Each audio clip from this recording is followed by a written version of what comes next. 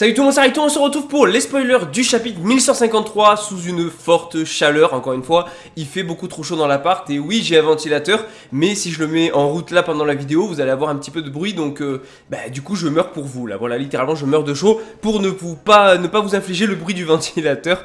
Donc du coup, chapitre 1153, la naissance de Loki. On va aller directement à l'essentiel. Comme d'habitude, like la vidéo si jamais elle te plaît, dislike si t'aimes pas la vidéo tout simplement, mais surtout donne-moi en commentaire ton avis, abonne-toi si tu aimes One Piece, parce que on est une chaîne dédiée à One Piece, hein, et One Piece vous le savez c'est la vie. Donc c'est parti, on va directement à l'essentiel. Et pour ceux qui se demandent pourquoi il fait aussi chaud dans mon appart, je suis sous les combles, voilà. Et donc du coup quand tu es au niveau du toit, l'isolation c'est pas tout à fait ça. Donc je crève de chaud, voilà. Je sais pas combien il fait, il faut que j'achète un thermomètre. C'est juste horrible, mais heureusement j'ai un ventilo qui est sympa de temps en temps. Donc du coup nous voyons directement comment Harald a rencontré Ida, donc la mère d'Ajrodin, où en fait Harald l'a vu piégée dans un cirque et il s'est mis en colère et il a détruit la ville en fait pour la libérer. Donc c'est peut-être finalement ce qu'on a vu dans le dernier chapitre, mais finalement il a été grondé par Ida parce que Ida a dit qu'elle travaillait dans le cirque en fait pour se faire rembourser de la gentillesse des habitants de la ville. Bon voilà, ok, pourquoi pas, j'ai envie de dire. Et là en fait Harald a été touché par ce geste et il est tombé amoureux d'Ida. C'est assez rapide, mais ok, pourquoi pas.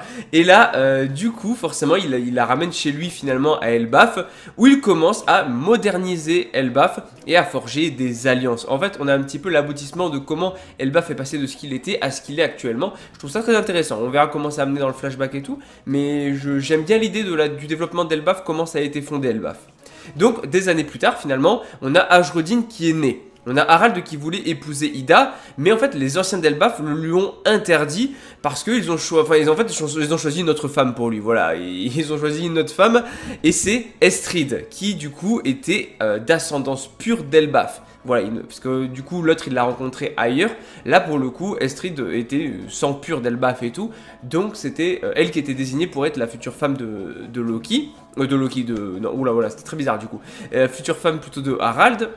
Et en fait, Estrid a donné naissance à Loki, sauf qu'elle a été terrifiée par ses yeux en fente, et elle l'a carrément jeté dans le monde souterrain. Mais quel genre de mère fait ça? Mais quel genre de mère fait ça? Quel genre de mère va balancer son gosse dans le monde souterrain qui est peuplé de créatures qui peuvent tuer des adultes limite? Donc un pauvre gosse balancé comme ça, non c'est horrible, c'est juste horrible. Le pauvre, et ça explique du coup les bandages qu'il a au niveau des yeux, donc c'est sûrement lié à ses yeux en fente.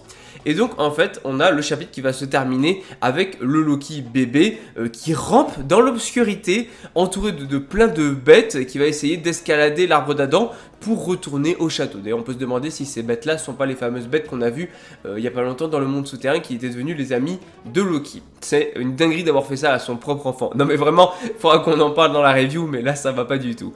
Pause la semaine prochaine malheureusement, ça c'est la mauvaise nouvelle, il en fallait forcément une.